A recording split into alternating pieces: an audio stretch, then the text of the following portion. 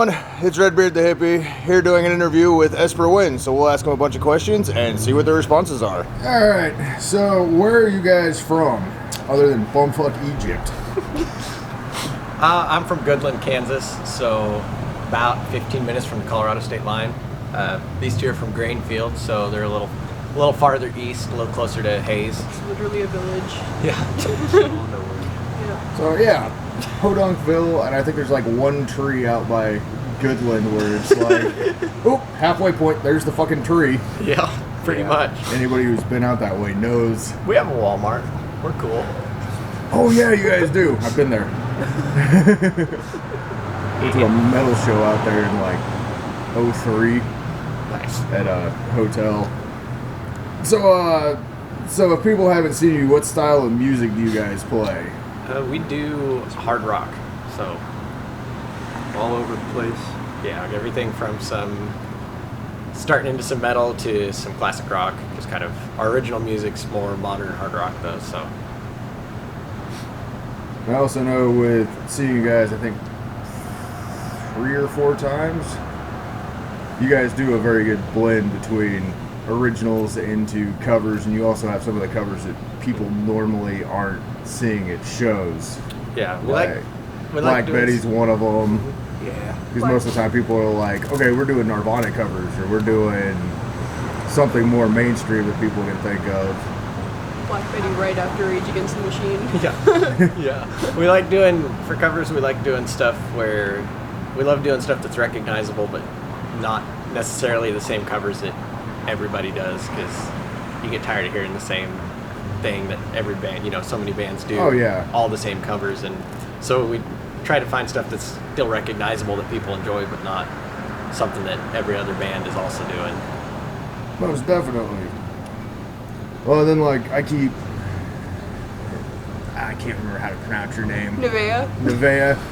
I was giving her shit the last couple of shows because she made a comment like, oh, prom was alright, and then realizing that I have kids older than her.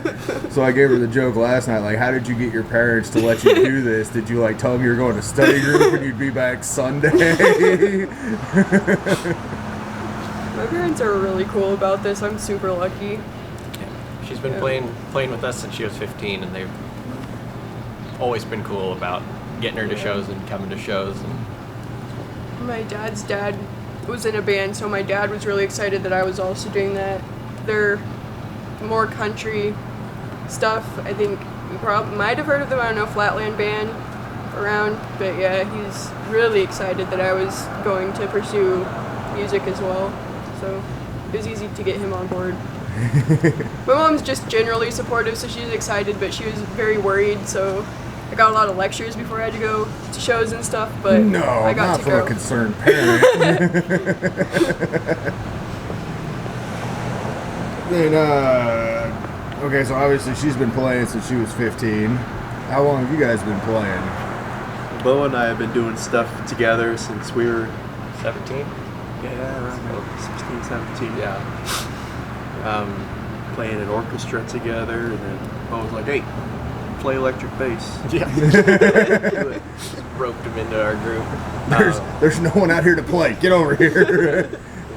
But I think we've all pretty much been doing music or been involved in music most of our lives. I know I started getting into instruments around 5 years old, and just anything I could get my hands on pretty much. Oh, nice. So. Well, I know last night, you guys played with Kindred, and their vocalist and bass player were in the band Grin at my first show when I was 16. So oh, wow. I've been doing this a little while as well. I'm now no longer in front of the camera, I'm now behind it, which is different but still enjoyable. Oh yeah. Especially when you get called up on stage and people don't know that you used to do that, and Illyria saw me with Diabolic Orange Monkey, and their faces just jaw dropped. You could do that? Yeah, I used to do this. My kids hear me singing around the house all the time and pisses them off. Okay, the scarf thing that you have on your bass, I've been meaning to ask. What is the So when Bo and I were in that band together, we were like, apparently for the first couple shows, we thought it would be cool to come up with like a theme of everyone kind of color matching with red and black clothes. Red and black bandanas. Yeah. So, And then I decided to tie a couple handkerchiefs together and hang it on my bass to swing it around and it's like our first look cool. we got pictures taken, and we all had red and black bandanas for the pictures, and then we just had like a half a dozen of each, and so we just started tying them together. And This era So- of. I did Trying to be cool. did a braid, and then it somehow stayed on there for the last like 5 years, and I haven't had to retie it or anything. So. Nice. Because I know I've seen it the last couple times and it was like, okay, I know 70s and 80s, the scarves, like, Steven Tyler hide his drugs in it, so it's like, what you got in there? Well, that gives me an idea. Drugs are bad, kids. Drugs are bad. Unless you're in a band. I can put my Then they're a little Tylenol more in acceptable. there. Your Tylenol for the back issues. Let's see. What styles of music have influenced you guys over time? Because I'm pretty sure this is going to be an interesting one. Yeah, all over the place. Yeah, Sure. definitely. Andrew, Well, early music inspirations. a lot of blues stuff. Like, I was mainly playing guitar for like the first 7 years of doing music stuff. So a lot of Stevie Ray Vaughan and AC/DC stuff, and then playing bass. I guess we've been doing a lot of Guns N' Roses covers. So those Duff McKagan kind of punk bass lines, Oh, okay. big inspiration, and also just a bunch of Tool riffs. So kind of mix those together, and then that's the stuff I come up with for our original stuff. Nice.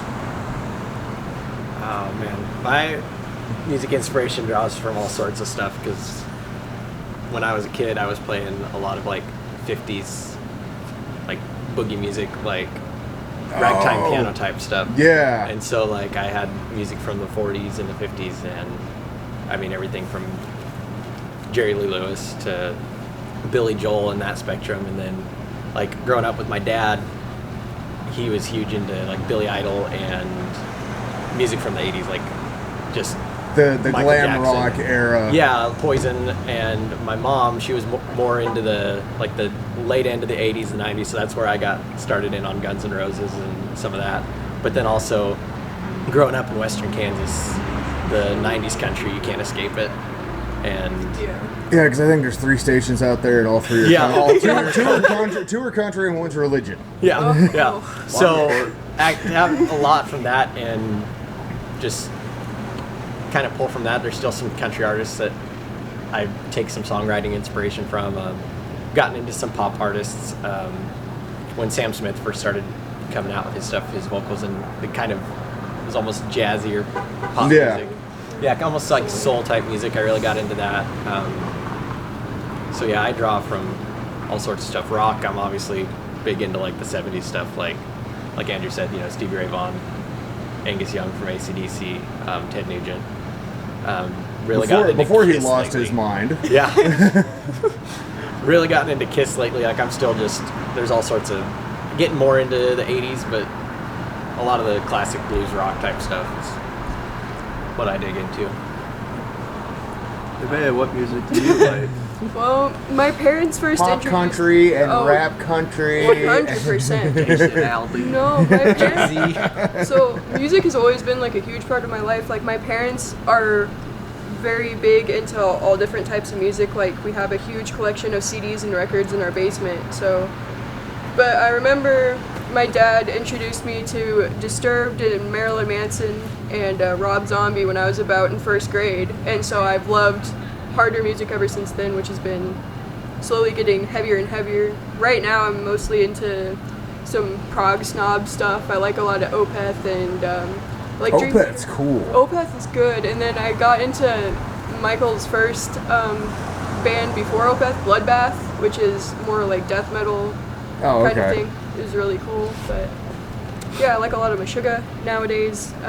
But I also am really tied to grunge because I also grew up listening to that. So my mom kept Alice in Chains' MTV Unplugged in the car for like years, as well as Silverchair and That's because Mad it probably Season. got stuck in the CD player. No, she just loved it so much, and we used to, on the weekends, watch the whole live MTV concert on YouTube together in the basement, me and my siblings and my dad and my mom, and it was always a really good memory. So It's one of the best unplugs. oh my god, yeah.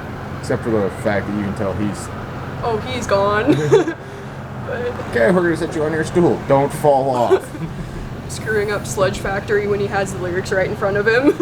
Yeah. 6 times, I think. Yeah. But yeah. Perfect Circle.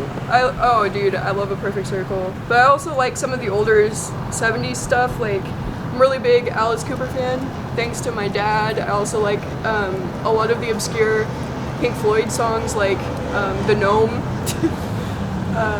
Yeah, I just grew up on a lot of everything, and I'm lucky. So it's a very eclectic music taste from 40s to modern. Yeah, pretty much.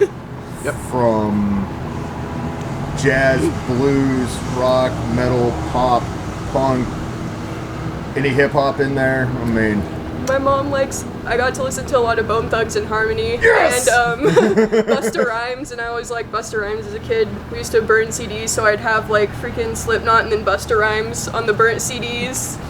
So that is definitely, I can relate to that one fully. And then it goes into the Disney song. Yeah. What the hell is it? Veggie Tales. you got to tell what we were doing on the way up here. Oh my god. Oh, this is gonna be good. So, growing up, out here with, grew up in a Christian family, so VeggieTales were, direct to video, like educational Christian videos, and they always had like usually 2 or 3 songs per episode. So, I grew up on that, and so on the way up here they have a playlist on Spotify, and it's like I don't know how many songs, and so I just had Andrew going through and see how many I knew, and usually by the first second or 2 I knew what the song was. was And it's nuts. been I'd play it and I'd pause it as fast as I could. It'd be like a quarter second of like a horn sound. It'd be like, oh, it's pretend this song. so there's a guy on TikTok that does that with the Beatles, where like 1 second he knows every Beatles song, and it's like but this with is VeggieTales. yeah. I've got a friend, Chewy, that's like that, where we used to play a drinking game that whoever could name it, everyone else had to drink.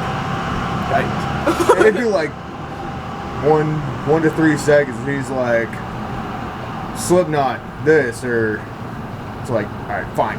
Yeah. Somebody go get the 1930s jazz.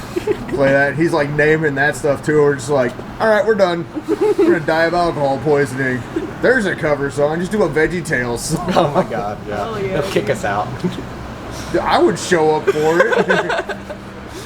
I'm This down. is a big thing on TikTok, is they're putting the theme song over like people headbanging at Slipknot shows and stuff. No, like an actual live show. to me. Yeah, that we'll throw in the Disney songs while we're in there too.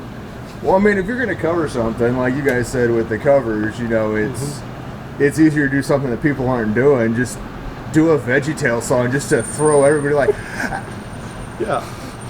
okay, well this is new. Definitely get people talking about you. It's either good or bad. One of the What the fuck are these guys doing here? dude, they covered VeggieTales. Really? Yes.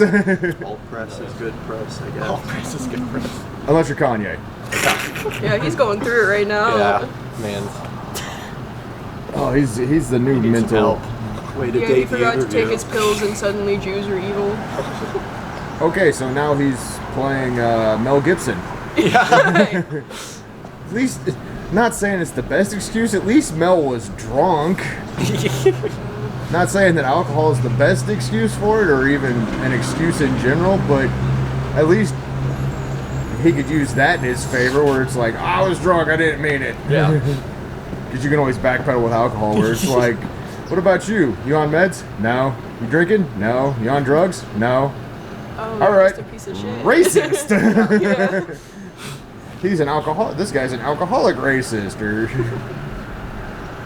And I'm pretty sure you guys get some grief in middle of nowhere with the music, and obviously looking completely different. Yeah, I have a story about that, but I don't know if you want to listen to it but when I was just starting as a freshman in high school, we got a new principal, and I was dressed how I dress, you know, black lipstick, contacts, crazy hair, all that. The dreads, the gothic Yeah, emo. Yeah, I don't know. I don't know what the new if I would phrase of it. I listen to some gothic music, but I'm mostly a metalhead at heart, so I don't know, because goth is a music-based subculture. I mean, I listen to it, but I don't know, so I just kind of... You dress how you want to dress, Yeah. regardless. It's comfortable and you like it. Yeah. Exactly. But she had the guidance counselor fetch me from my class under the guise of checking up on my depression. And I go into her office and she starts berating me for the way I looked, told me that I would never have a job, that I was a disappointment and was going nowhere.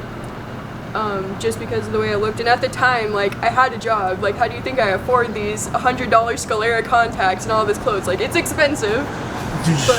And there's only a few places you can get it from. It's Yeah. not like you can just go right down to your Walmart and be like, oh, look, fishnet. And Yeah. And 6-inch platform boots. And it was so, like, upsetting because I was a really nerdy good kid. Like, I was a straight A student at the time. I was in National Honor Society, and she was just treating me as if I was a delinquent. Like, So she's a stereotyping bitch. yeah, it was really bad. I like called my mom crying, and my mom came up and kicked some ass on my behalf, and like, Wish you it don't want to was mess over. with my mom. She's a very intimidating woman, but yeah, it set the precedent for the rest of my high school career with her, because she ended up staying. I get the it's whole rough. thing. I was a teacher's kid, so Yeah. I liked reading the rule book so I could figure out where I could and couldn't bend and stretch and Yeah. maneuver around things, and it was always She even had an assembly where she called in all of the high school and all of the junior high into the cafeteria, talking about how she was changing the dress code. I luckily had a few students raise their hand and stick up for me. So that was really nice to see some kind of support from my peers, because kids are usually more judgmental, but I was lucky to go to a school where all of the people around me were very accepting of the way I looked and acted, but it was a bad time. I for get the sure. whole kids judgmental thing with I was lucky though. two All of my classmates were 13-year-olds very and cool. two 15-year-olds. Yeah. The amount of stuff that we hear that, oh, they did this or they said this, and They it's can like, be so judgmental just on the way you look. Like, Yeah. I mean, in my hometown, I was walking down the sidewalk and I had a guy stop in the middle of the street, roll down the window on his pickup, and he'd scream at me to get a fucking haircut, because you can't be a guy with long hair. Beautiful hair. If you cut your But, hair, I'm gonna but cry. I'm just like, I've got a job. I'm a good kid, you know. Like some people, it's like they just want to discriminate because. Or like you getting pulled over because they thought they smelled weed from your car when you had never even smoked weed before. Yeah. They just they're like, oh yeah, you know, Freaking because shaking I'm in my car car against and I've got Burger King. flannel and ripped jeans and long hair, and they just are like, oh, this guy's got to be a stoner, and they're just pulling me over. stereotyping. Yeah, exactly. Going 3 miles over the speed limit. Yeah, I know. Yeah, I know coming back here to Salina, like obviously I'm in Nebraska now, so I've got Nebraska plates, and I've been followed a couple times where the cops have sped up to catch up to me because just of out-of-state tags, and I'll get out of the car and, what? That's what I thought. But living here, yeah, I fully get the judgmental thing, and the best is when like the high school or the middle school bully comes up to you at a show and goes, "Hey, great set," and there's a mixture of, do you say, "Hey, thanks," or "Go fuck yourself"? Apparently, 3 or 4 beers and a couple shots, you don't say, "Hey, thanks." It's, "Hey, do you remember me? Yeah. Go fuck yourself." We can dress and look how we want. I mean, you can't let it bother you, because I'm having fun. I get to do what I want. And I get to come play shows and do stuff. It's like, so what difference does it make to you if I've got long hair or if she wears black lipstick and eyeliner? Like, doesn't change who The you question are. is, does he like the black lipstick? You do. He's Good the answer. flame. He's the Good flame answer. one of the group. We try to get him to wear something besides jeans, and it's a fight. Took me 3 years to get nail Oh, polish. I had to beg him to let me paint his nails, and he finally said yes, and I was so excited. But it looks so good. He's a handsome man. He's growing up. Yep. Look at him. Next he'll be wearing eyeliner and Oh man. No, I don't think I barely go near his eyes. He's Taking it one step at a time. we've got him converted to jeans. Now if we can get him like a different color t-shirt.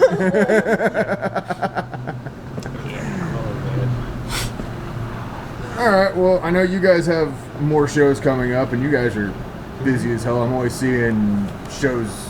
You guys are Colorado, Kansas City, here, Western Kansas. Missouri.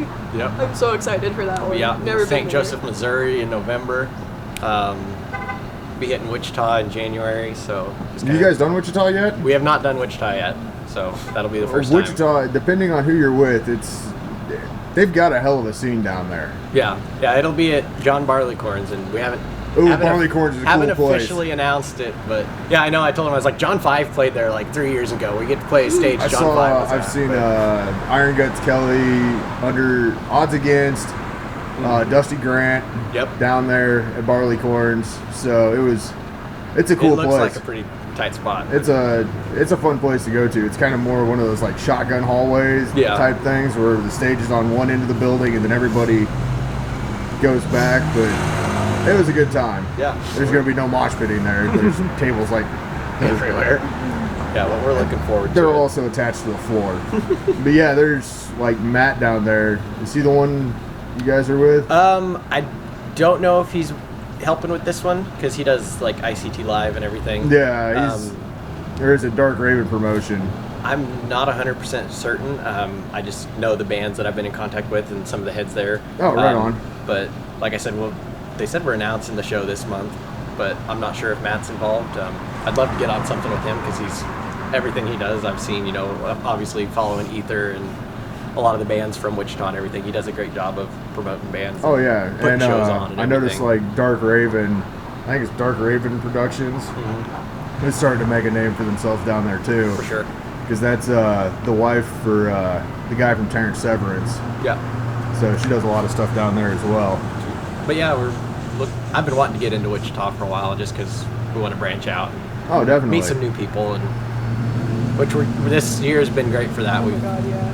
been all over, and it's been nice because if we don't travel, we don't play, and getting to meet new people and new bands and play new Oh, yeah. places. And it's also great being on different lineups where it's not your normal. Yeah, like we've done shows where we've done stuff where we opened for Diabolical Orange Monkey and Hourglass and stuff like that, and so we got like metal and some like new metal type stuff, and then there's us up there playing some of our 70s covers. But it's the Yeah. weirdest thing because it all blends together and it all fits. Yeah.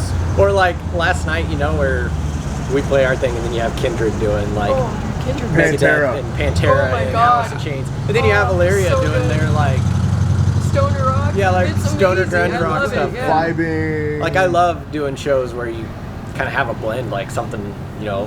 Well, and those Keeps it also too, interesting. like we were talking earlier, where I'm like aggressive metalhead, but Mhm. then I've seen you guys like 4 times or something like that, Yeah. and I like what you guys do, and it just. Thank you. And if I didn't go to, if I only stuck with metal shows, I probably wouldn't have seen you guys, or I probably would end up seeing you guys at times because Yeah. you're on the same bill. But That's what- you find all different kinds of music Sometimes- styles, and everybody just kind of. Sometimes bands pull us in and they're like, "Hey, come! We want you guys, come play with us." And I'm like, "Okay," because we're not at all the style they're doing, or but they.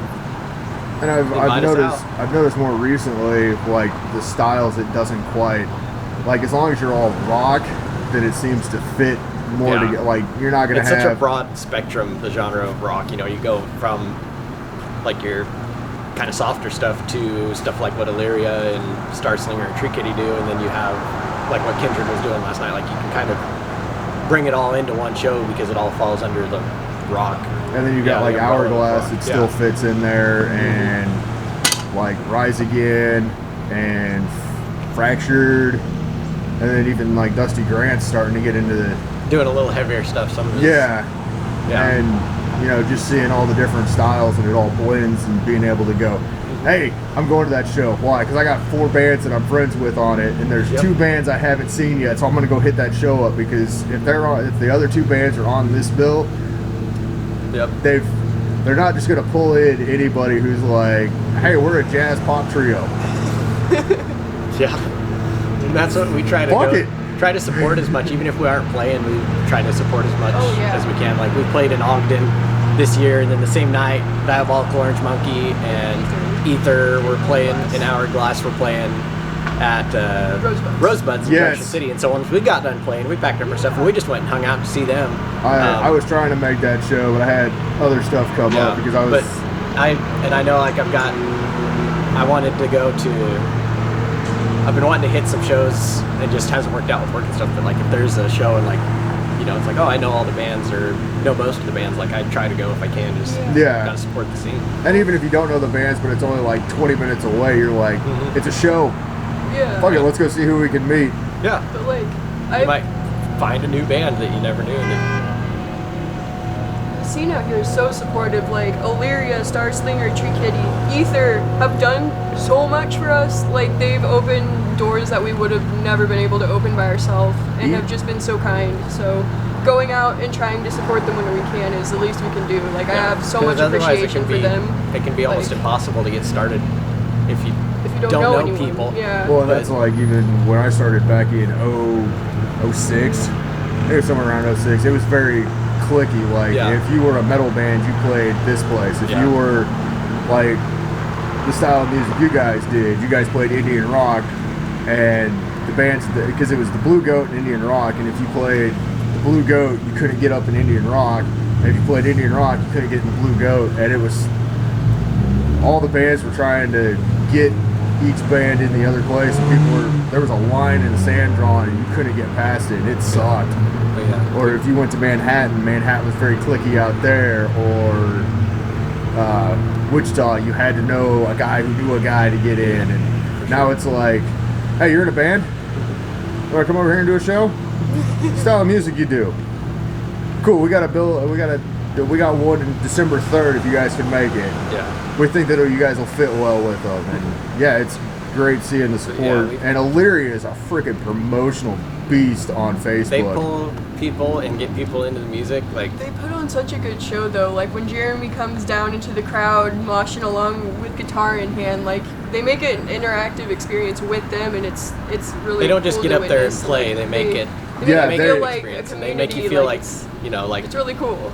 They make it worth going to see them. And Ether, Hugo's a beast. What is he like? Orlando's vocals, man. 3 I bands. get chills Oh my every God. time. I think he's up to like 7 like, bands now. He's been in a lot.